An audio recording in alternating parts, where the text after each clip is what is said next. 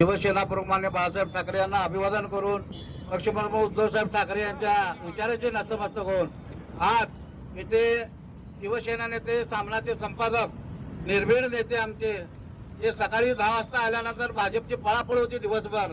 अशा संजय राऊत साहेबांच्या विरोधामध्ये भाजपवाल्यांनी काल आंदोलन केलं, पुतळा दहन केला.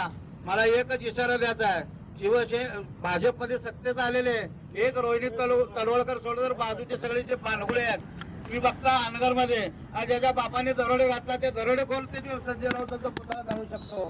परंतु मला एक भाजपच्या या पालकमंत्र्यांना सुद्धा आव्हान आहे, अहो जे व्यभिचारी लिंग पिसाळ माणूस आहे ते या जिल्ह्याचं पालकमंत्री पद कसं काय बघू शकतो? या महापालिकेमध्ये नाल्यामध्ये भ्रष्टाचार आहे, रस्त्याच्या कामात भ्रष्टाचार आहे, आरोग्य कामात भ्रष्टाचार आहे, दूषित पाण्यामध्ये 40 लोक ऍडमिट आहेत, एक महिला मेली आहे. याच्याकडे तुमचं दुर्लक्ष नाही. बालाजी सरोवर बसता रात्रभर काय करताय सगळं या शहराला माहित आहे. त्यामुळं संजय राऊत साहेब तर लांबच राहिले. सोलापूर शहरातील उद्धव बाळासाहेब ठाकरे पक्षाच्या पदाधिकारी, शिवसैनिकांच्या नादाला लागू नका. तुम्हाला शिवसेना सोडेतोड उत्तर दिल्याशिवाय राहणार नाही.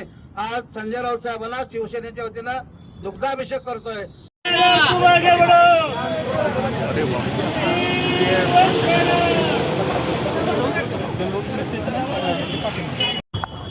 सोलापूरला पालकमंत्री म्हणून गोरेंची नेमणूक झाली.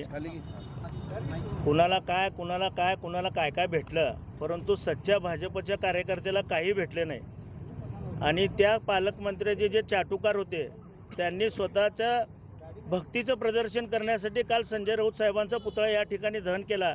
परंतु या ठिकाणी आम्ही गोमूत्र शिंपडून सन्मान्य संजय राऊत यांच्या फोटोला दुधाचा अभिषेक केलेला आहे. आणि संजय राऊत हे आमच्यासाठी नक्कीच प्रेरणास्थान आहेत. परंतु एक गोष्ट मात्र सांगावीशी वाटते की काल जे सच्चे भाजपचे कार्यकर्ते होते ते प्रचंड आनंदले होते की ज्याप्रमाणे पालकमंत्र्यावर प्रेम आहे परंतु प्रधानमंत्र्यावर प्रेम नाही असं त्यांनी समाज माध्यमात टाकलेलं आहे. एक रोहिणी तडवळकर व बाकी काही मोजके सोडले तर आज भाजपमध्ये सच्ची भाजपा दिसत नाही. आणि ही खतखत त्यांच्यातूनच बाहेर येत आहे. त्याला फक्त आम्ही एक वाट करून दिली असं मला वाटतं. व यापुढं संजय राऊतच नाही तर शिवसेनेच्या कुठल्याही नेत्याचं आव्हान आम्ही सहन करणार नाही. गुन्हा दाखल झाला असू दे, असे गुन्हे पचवायची 100 ताकद आहे आमच्याकडं. आणि असं शिवसैनिक गुन्ह्याबिन्याला घाबरत नसतो. त्यांनी म्हणजे संजय राऊत यांनी ते बाईटमध्ये बोलताना एक शिवी दिलेली आहे. असं चित्रा वाघ तर आयझेड म्हणाल्या होत्या. आयझेडचा अर्थ काय होतो ते चित्रा वाघना विचारा. आम्ही फक्त वायझेड म्हणालो आहे. A to Z म्हणलं तर मग लय अवघड होऊन बसशील. आणि ही शिवसेना आहे.